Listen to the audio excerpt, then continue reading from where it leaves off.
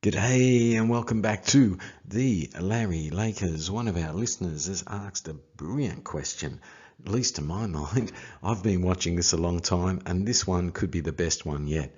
Is Austin Reaves the missing link to Pistol Pete Maravich? You're listening to the Larry Lakers and watching it on YouTube. Thanks for your chit chat. You ask us the questions, we'll provide the dribbling chit chat on the Larry Lakers. Please like, subscribe, and comment. We want your comment and questions. So is Austin Reaves the missing Maravich link? The question comes from one of our listeners who's a senior cit himself. He's seen many eras of basketball. It's a fellow called James at Huggins Trophies. James at Huggins Trophies. I'm not sure if that means he's got a lot of trophies over time because he's been around through a few basketball eras, or whether they're also in a company that makes trophies. But James at Huggins Trophies, the Larry Lakers, his question is, Austin Reaves, what is he the missing Maravich link? Now, when I look at these pictures, there's a lot of similarities here. I'm seeing similarities, though, with the dribbling skill. Austin, when he's under pressure, just like Maravich, the skill surprises people that he can control the dribble. They're a little bit better athlete than people realise, just a touch taller than people realise as well, and able to hold their own against taller players at different times. There's a bit more to it. Let's look for some other moments where Austin Reaves has looked like Pistol Pete Maravich, and one of them was just last night in the game against Montenegro. Montenegro had Vucevic from the NBA, plays with Chicago, just signed a new $60 million contract, $20 million a year for 3 years. So what was different there? They had up to 3 bigs or 2 bigs and a nice sort of stretch 3-4 on the floor, so they could put together like a 2-3 zone at times. Montenegro, and of course they had reasonably tall and reasonably athletic at time guards.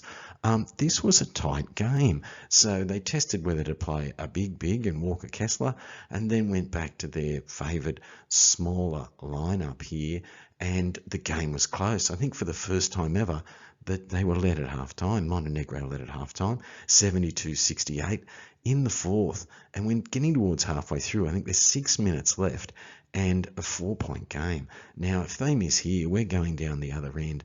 Montenegro are running hot. They hit a 3, we're 71-72. A crossover dribble, steps across his player, crosses him up, which is brilliant, and then steps back and hits this 3-point jump shot, and it is an absolute beauty. And the crowd in the Philippines, they love the Lakers. It's surprising how much they love Lakers, but they love all NBA basketball. We're told there's 2 NBA shops just there in Manila itself, so they're loving the NBA, and Austin Reaves is a crowd favourite, and isn't he winning their support?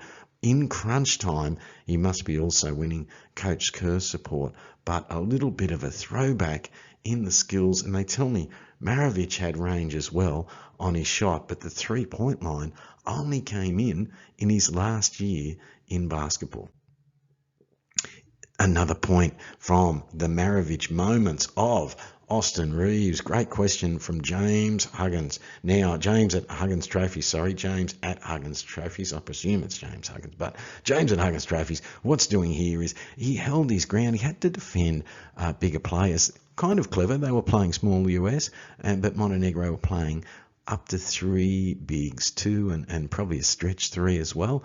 And so the second biggest player was quite often the player Austin Reaves ended up switched over and had to mark, but he held his own. He was magnificently strong as they backed him down into the low post. Help came over from Paulo Banchero, but Austin Reaves hasn't lost ground. As this fellow spun, he's strong enough to hold his ground. Not only did he hold his ground, but then he's able to strip the ball, and it was a great moment. And they're going down the court, and moments later, he's crossed over the 2 defenders, hopped back from his, but he's got this round the back laser left-handed bounce pass to Paulo Banchero, cutting from the corner. So instead of staying up for the 3, he still hit him on the run for the pass, cutting in for the dunk along the baseline. Brilliant bit of play, very, very magical in the way of Maravich. Pistol Pete, is this guy the throwback everyone's been waiting for? Plenty of people have had Maravich type skill and hints of Maravich, like Larry Bird, and a number of players have had that sort of skill. But this guy looks to be the closest in that style, and sneaky skillful, that people didn't realise his dribble was so good, and that his passing game, and that there's such magic about his passing game as well, those Maravich moments. Is he the missing link to Maravich?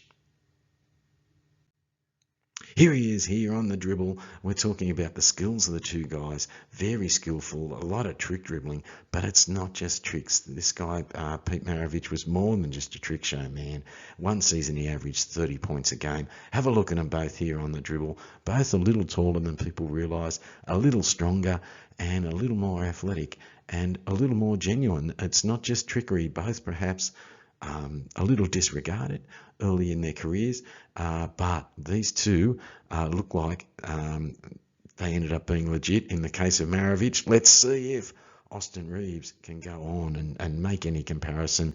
People don't want to be the next person, they want to be themselves, but are there some comparisons in that style to Maravich? For Austin Reaves. Let's get on and have a look at what's next for the USA. They won that game. They edged away in those moments that mattered, that last 4 minutes, particularly that stretch we talked about Austin Reaves in, and the rest of the team stepped up to the physicality, the perimeter pressure, a couple little turnovers, one where just manhandled the ball. Anthony Edwards stripped the ball down low from one of the Montenegro players, and just jumped up and dunked it with a very short run. So just too strong in that last 4 minutes, snuck away from Montenegro, but they did ask them some questions for the first time in this competition. Germany too strong for Georgia. Serbia, here's a bit of an upset. Italy beats Serbia, so that Serbia will be in a do-or-die match next game. And Latvia, another upset. These guys continue without Christoph Porzingis to surprise people. So Spain, the world champions, the World Cup holders, Spain, have lost to Latvia. Spain now have got a knockout game they've got to survive tomorrow. Latvia are now on the winner's circle. Of course, Australia also lost. But one thing they can take to heart is they've gone a little bit better than France, who, of course, were in the gold medal game at the Olympics. And, of course, it was France that played Slovenia, and it's wore Slovenia out in that game to get in the medal game.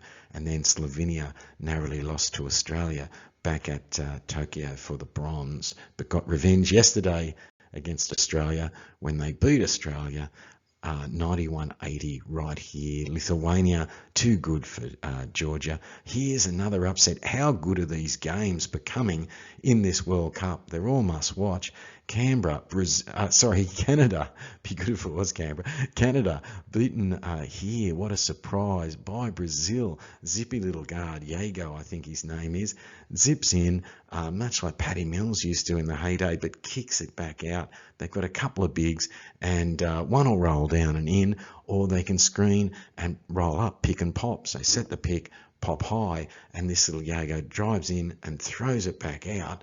And magically the bigs can hit the three. Sometimes Yago's zippy enough himself to finish at the rim as well. So he's been having a great series. They surprised Australia in the warm-ups. Now they've surprised Canada, the giant killers, Brazil. Slovenia's knocked out Australia, sad to say. We'll cover more on that on another YouTube. Please hop over and have a look at it. The Dominicans there. So Karl Anthony Towns at last. They were giant killers themselves and warming up to something people were saying. But Puerto Rico has beaten them. So that might be an upset. But this one here we've talked about, Latvia, Spain, big upset. So what's next, says Sean. Abby takeaway. Sean. What's next at FIBA? Well, Brazil will play Latvia. Wow, I'd love to see that game. All these games are on tomorrow. So Brazil, Latvia, Germany, Dennis Schroeder versus Luka Doncic. Dennis Schroeder himself producing a round-the-back pass to rival, although it was right-handed, round the back. It might have been in closer traffic between two players, down the side of the key, between the post and the guard, round the back.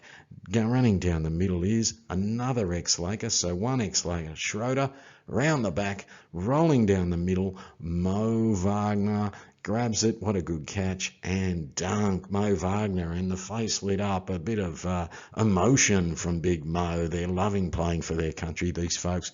Germany, what a win, but what a game it's potentially here against Slovenia.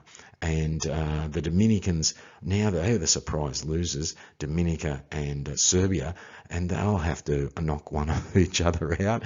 Spain or Canada are going to knock one of each other out. USA, can they keep their things rolling? There with Austin Reaves, the Laker, versus Lithuania.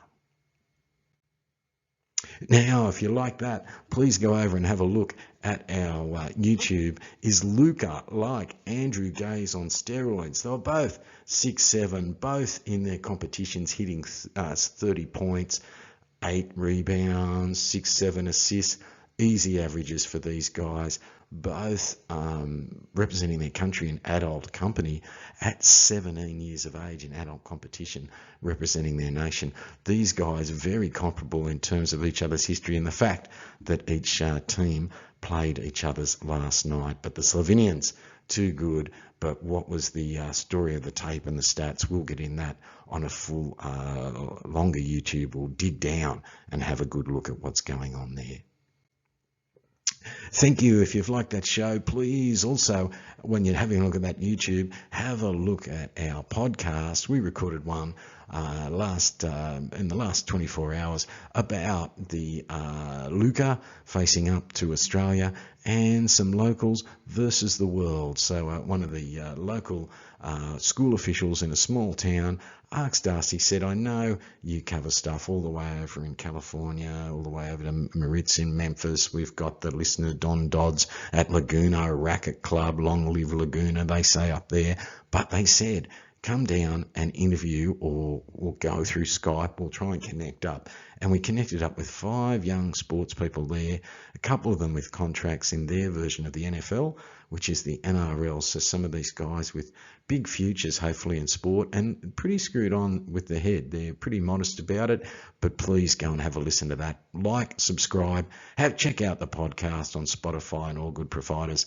Thank you for listening to the Larry Lakers Dribbling Chit Chat. Please comment. We love your questions, and have a safe week.